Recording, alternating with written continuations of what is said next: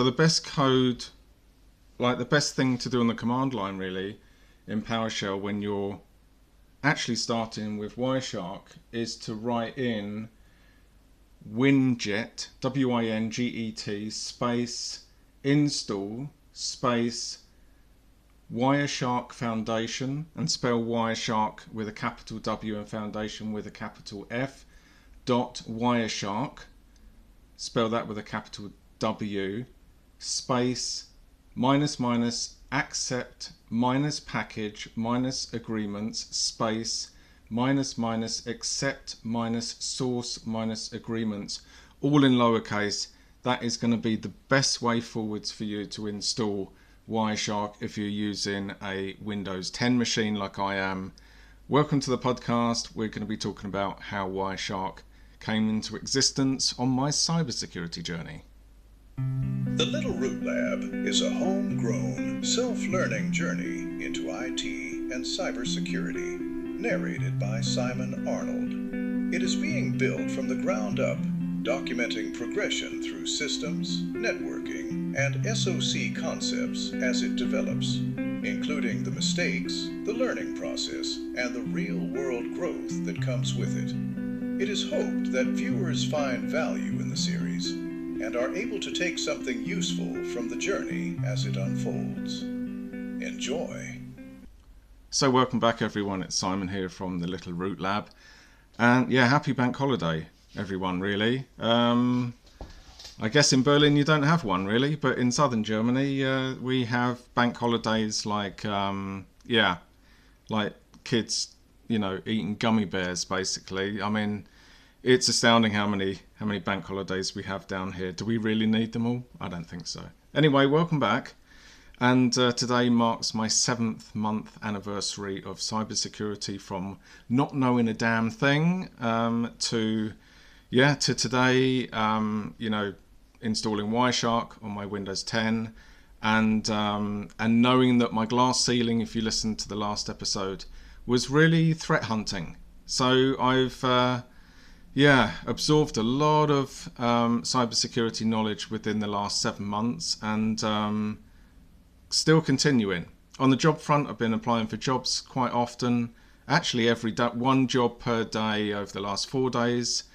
I'm up to 26 applications, which is great. I've had 5 interviews at the 4.5 month part. The indication was really just to go back to the lab and just work out the intricate details of things like Wazuh and now Wireshark. And this episode's really just to explain more about the story rather than the ins and outs of Wireshark. So, welcome back. Hope everyone's well. And it's been interesting. I was looking at my notes as it's the seventh month anniversary of my journey, and the 4th of November, started Python, started actually writing Python scripts as well. It's amazing. I spent 4 hours on Python that very first day. It was brilliant. It was really great. And over the last months really was really just dedicated to me building up a lab. So I started with Mac OS and got rid of the Mac operating system and put Ubuntu in there. Purchased a monitor for €50 and started really with Ubuntu and command line and Linux commands. And let me have a look. I've got 300 pages of notes here, which is fantastic, because when it comes down to documentation for SOC, for SOC analyst stuff, it's vitally important. So if there's any employers out there, I'm documenting everything, my whole journey. So let me have a look. I made some notes that, on the 4th of November, I started the whole journey. And on the 20th of the 1st, 26, so the 20th of January, actually, I saw Wireshark. And I made 7 pages of notes on Wireshark as well. Back then I was just dealing with the Ubuntu computer, so the 127 local host internal stuff talking to itself, and then the 192 getting used to private local network information, IP, LAN. Just going to have a quick look through here really, because it's kind of like a blast from the past, I guess. Looking at NAT as well, the network address translation. On my second page, it's talking about HTTPS, of course, which we all know is just the protocol name for a browser on the network, which is encrypted inside TLS, which is the transport layer security, or the older SSL, so the secure sockets layer as well. That was lovely, actually, going through that in January with TLS, SSL, the handshake packets, with the server hello certificates and stuff like that, and also the payloads over port 443.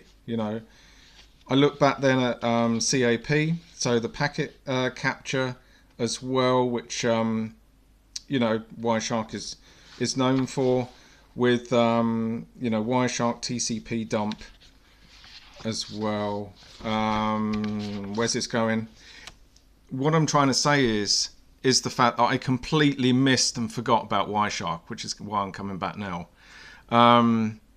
When you're setting up a lab at home and you're interested in cybersecurity, you can't follow all the steps everyone says so cleanly on LinkedIn. You really can't. We live in a world where it's not just the computer stuff that we've got to deal with. We've got to deal with our whole life as well. And when I came round to the idea that a Windows computer was going to be great for an endpoint for cybersecurity, so I could just run some testing, I then literally, start of, the end of January, start of February,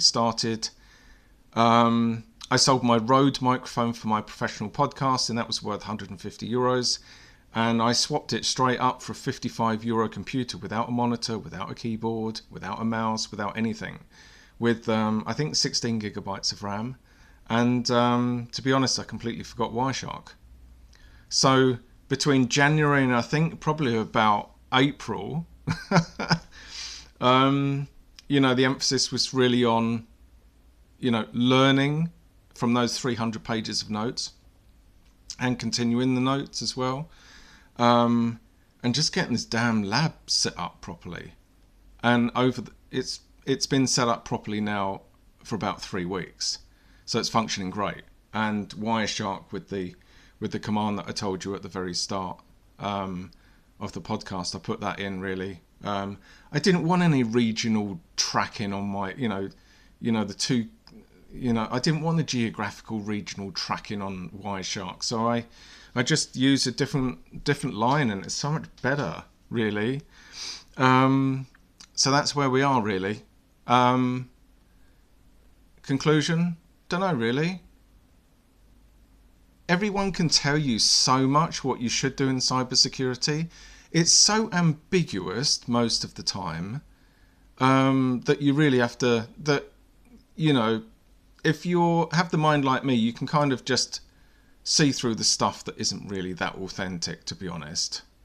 Everyone's got a great idea on, go and try hack me and hack the box and all that stuff. I'm sorry, but you need the hands-on lab experience, in my opinion, straight away. And, I've managed to bypass all of that. It's not nonsense. It does provide a purpose, but not for me at the current time, So I'm pleased that I've put in Wireshark. Any other notes I want to say here?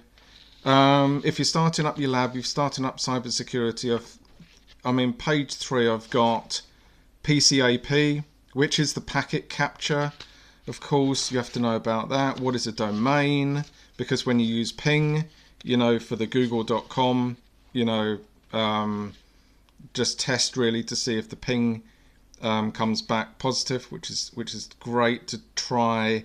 These notes didn't go wasted, and I'm looking back at it and thinking, that's cool. It all kind of blends all together a little bit more now. Other notes I wrote as well, I wrote, is a random string the same as a Python string? And then I found out, the answer to that, no, but they share the same. They share the same word string. But a string can be any sequence of characters, like example, hello 123, right? So that's another thing with cybersecurity. Try not to see it so serious with everything. We've got to lighten up a little bit. TLD, top level domain. When we get into it, we know when we do pings, we can do the .com, like, google.com. We can look at .org, .net, .de. Yeah, they can be .ru. Yes, there can be XYZ as well. I had a podcast guest that used an XYZ when I was podcasting last year for autism ADHD. And yeah, I think naturally we just look at that and think, hang on a minute, is that okay or not really? And there's many of those, many also out there with .info. We've got to keep on our toes, of course, a little bit. I think lookups are really important to know with the DNS request, domain name system. Just really knowing, at the start of your cybersecurity, just the basics. TLD, normal query flow, and the last page really. What is NX domain? It's the non-existent domain. What else have I got? Loads of different things. DNS analysis isn't about single queries. It's about noticing repeated, unusual or automated behavior over time. And that's the very point of my journey with cybersecurity. I don't see it as a career. I don't see it as a job, right? I see it as pattern recognition. Like, this is really good fun for me, and like anything, I guess I'm the kind of person that, has matched my behavior to cybersecurity over time. It's my 7th month. I'm still going. But I'm not like, just keep going. There's no such thing in my brain like, a hack, a side hustle. There never has been. I'm either authentic or I'm not. So that's the bit about Wireshark. If you wanted some more information about Wireshark and stuff, I'm sorry I didn't really give it to you too much. But I think the journey is also as important as, the tools we use in the area of cybersecurity, really. So hope that helped. And I'm not going to do any more today. The install was enough for me for the bank holiday. I've already applied for another job. The job market's looking pretty healthy. I'm getting some... I'm looking at about 50 to 70% roughly as just non-existent links on these websites. And you know what? I don't know about you, but if you get a bad impression to start with, why would you ever bother carrying on? But there has been some good communication with me via email in the week, and looking for my first job. So SOC Tier 1 Junior would be great if anyone is listening, anyone got a position. I can work remotely. So reach out to me. Thanks very much for listening. Enjoy your day. You probably haven't got a bank holiday, but nonetheless, enjoy your day, and hope you enjoy the weekend that's up and coming as well. Thanks everyone. I'll catch you next time.